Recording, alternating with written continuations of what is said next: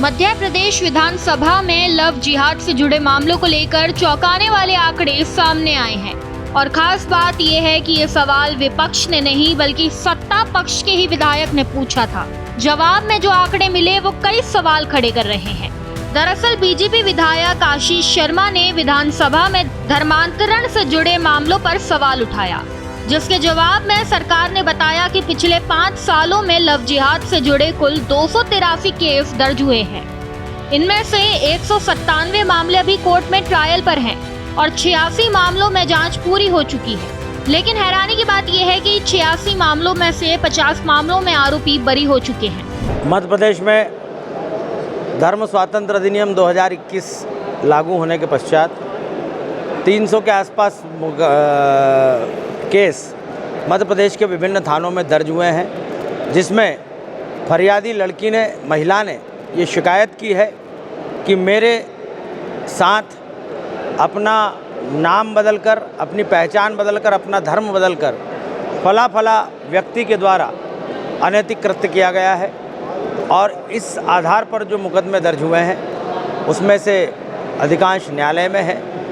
लेकिन मध्य प्रदेश की धरती पर ये अपराध जो कि बरसों से लोग लव जिहाद के रूप में अपने नाम और पहचान छुपाकर कर रहे थे, इस तरह से मामले दर्ज होने पर दोषियों पर कड़ी कार्रवाई होने से न सिर्फ मामलों में कमी आएगी बल्कि जो लोग इस देश को गजवा हिंद बनाने का सपना देख रहे हैं उनके मंसूबे भी पूरे नहीं हो पाएंगे।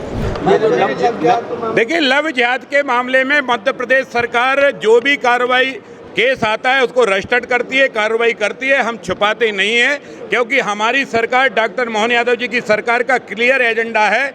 जो हिंदू बहन बेटियों के साथ नाम बदलकर, भेष बदलकर, अपना नाम हिंदू बताकर, माथे पर तिलक लगाकर, हाथ में आटी बांधकर और बहन बेटी के साथ बहन का रिश्ता बनाकर 6 महीने में उनका प्यार और विश्वास जीतकर फिर उनके साथ दुष्कर्म करके उसके वीडियो बनाकर उन बहन बेटियों को जो ब्लैकमेलिंग करते हैं, ऐसे अपराधियों को हमारी डॉक्टर मोहन यादव की सरकार सख्त सजा सुनवाएगी। इसके लिए हम कोर्ट में भी विशेष हमने वकीलों की पैनल बना रहे हैं। हम पुलिस प्रशासन से भी भरपूर सहयोग करा रहे हैं और माँ बापों को भी ये कह रहे हैं उनको सुरक्षा और सेफ्टी चाहिए, वो भी देंगे।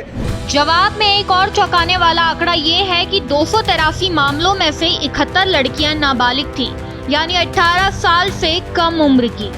इन मामलों में सिर्फ धर्मांतरण ही नहीं, बलात्कार, जान से मारने की धमकी और ब्लैकमेलिंग जैसे गंभीर आरोप भी शामिल थे। फिर भी अब तक सिर्फ 7 मामलों में कोर्ट ने दोष साबित होने के बाद सजा सुनाई है, जिनमें 3 साल से लेकर आजीवन कारावास तक की सजा शामिल है। एक मामला आपसी समझौते के चलते बंद हो चुका है। देखिए, दुख का विषय यह है कि मध्य प्रदेश में कानून तो बहुत सारे बनते हैं, लेकिन कानूनों को सख्ती से लागू करने का काम सरकार नहीं करती है और उसका खामियाजा हमारी प्रदेश की बहन बेटियों को उठाना पड़ता है। और जिस प्रकार से सरकार का जो दोहरा रवैया है, एक तरफ भारतीय जनता पार्टी के भोपाल में अल्पसंख्यक प्रकोष्ठ के एक बड़े नेता जो हमारी हिंदू बेटियों के साथ में दुष्कर्म करते हैं, उनका शोषण करते हैं, उस पर कार्रवाई नहीं करती है सरकार। लेकिन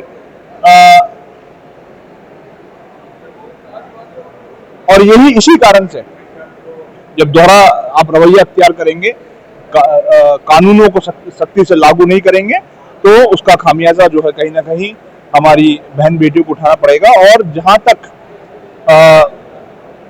हमारी बहनों की, हमारी बेटियों की सुरक्षा की बात है, अभी जो ताजा रिपोर्ट आई है उसमें पिछले 7 वर्षों में लगभग 54,000 दुष्कर्म की घटनाएं हमारी बेटियों और बहनों के साथ में घटित हुई है।